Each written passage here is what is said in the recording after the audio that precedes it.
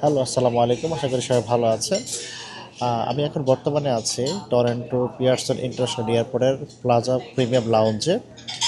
So এখানে বসতে বসতে ভাবলাম যে আপনাদের সাথে আমার কানাডার ইমিগ্রেশন এক্সপিরিয়েন্সটা শেয়ার করি। কারণ ইতিমধ্যে অনেকে মেসেঞ্জারে জানতে চেয়েছেন যে কানাডার ইমিগ্রেশনটা অ্যাকচুয়ালি কেমন ছিল, সেই এক্সপিরিয়েন্সটা যাতে শেয়ার করি।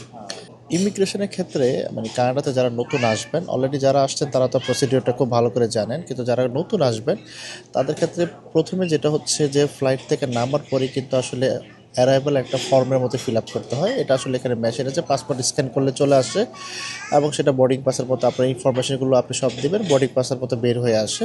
এটা যদি ওখানে না করা হয় তাহলে ইমিগ্রেশন ঠিক আগ মুহূর্তে ওই মেশিনগুলো কিন্তু আছে। আসার পর আসলে যেটা ফিল করেছি, যদি আপনি ভালো একটা প্রস্তুতি নিয়ে না আসেন তাহলে কিন্তু আসলে আপনার ইমিগ্রেশনটা একটু হ্যাসেল হবে। সেক্ষেত্রে হচ্ছে ওদের দুইটা প্রসিডিওর দেখলাম। প্রথম যেটা প্রসিডিওর সেটা হচ্ছে ইমিগ্রেশনের ঠিক আগ মুহূর্তে আপনার ডকুমেন্ট রিলেটেড যত ভেরিফিকেশান আছে এবং অনেকটা মোটামুটি ছোটোখাটো একটা আসলে ডিসকাশান বা একটা ইন্টারভিউ টাইপেরই ছিল।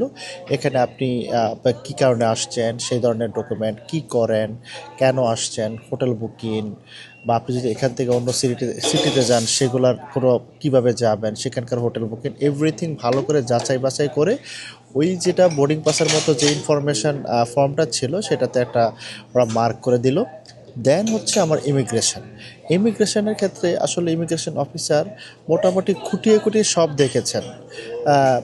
কেন আসছি, hotel booking, return flight ticket, তারপর হচ্ছে যে আমার ট্রাভেল হিস্ট্রি কী ছিল, আমি ইউএসএতে আগে ভিজিট করেছি কি না।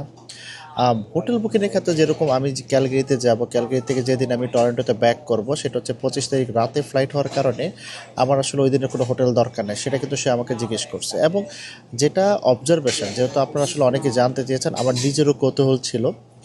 অবজারভেশন হচ্ছে যে ইনফরমেশনে যদি কোনো ধরনের গ্যাপ বা একটু কথা কম বলার হচ্ছে বা বোঝানো যাচ্ছে না, তখনই কিন্তু ওরা আসলে আলাদা করে লাইন থেকে ছোট্ট একটা রুমে, মানে অনেকগুলো রুম আছে দেখলাম পাশে, ওখানে নিয়ে যাচ্ছে।